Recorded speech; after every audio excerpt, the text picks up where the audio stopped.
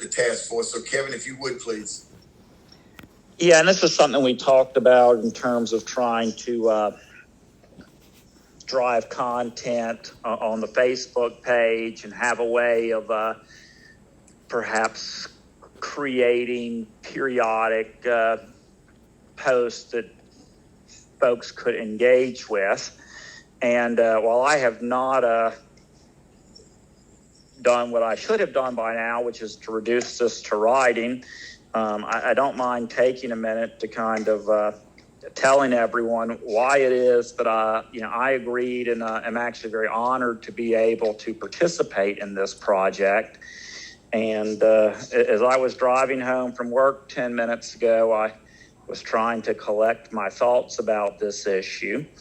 And, this is, racial equity and the elimination of racism has always been something that's been important to me. But I guess, the last 4 years have caused me to be painfully aware of just how ubiquitous in our society racism is. And for me, racism is kind of a litmus test for humans.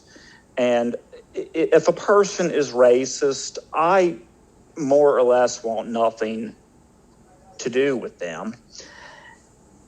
And on election night in 2016, my personal favorite musician, Jason Isbell, wrote a song called White Man's World.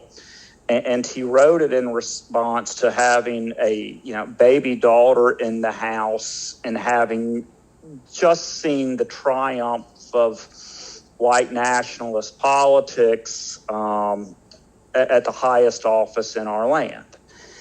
And that moment for me was crushing emotionally, psychologically, and most every other way a moment can be crushing. And I say that as a white man living in a white man's world, and a person who probably wasn't going to feel any of the ill effects of upcoming policy that probably I benefit from. And, for the last 15 years, I've participated in the criminal legal system, and I get beat down by that pretty often, and people ask me why. And a big part of it is because, you have a front row seat to institutionalize racism. And I get to see every day the disparities in the treatment of defendants.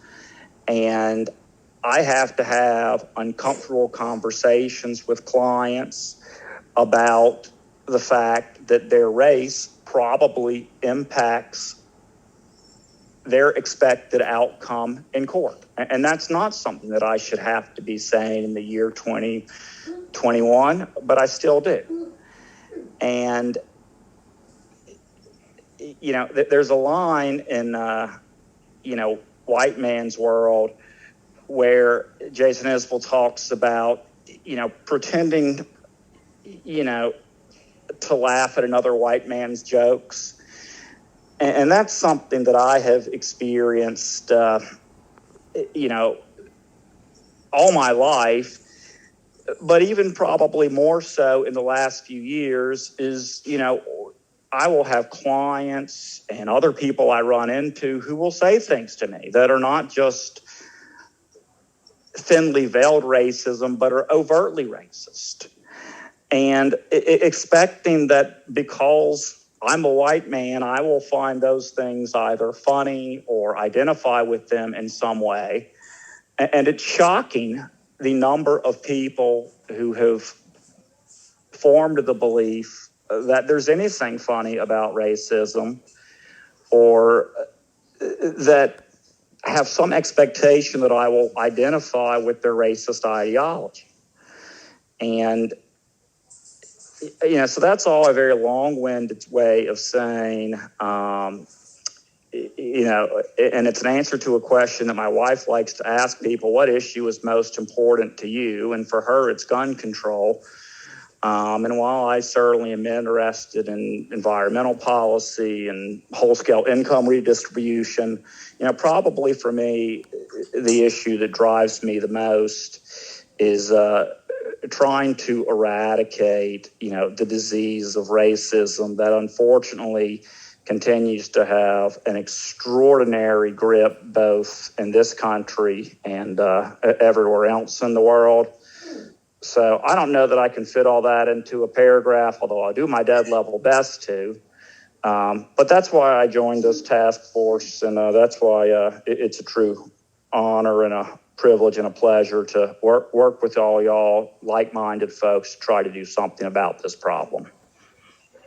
Thank you, Kevin. Straight from the heart. Appreciate it very much. Bishop, can we give him a standing ovation?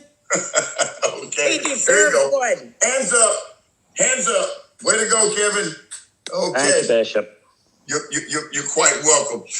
The information dissemination process about the initiative, has really taken on a lot of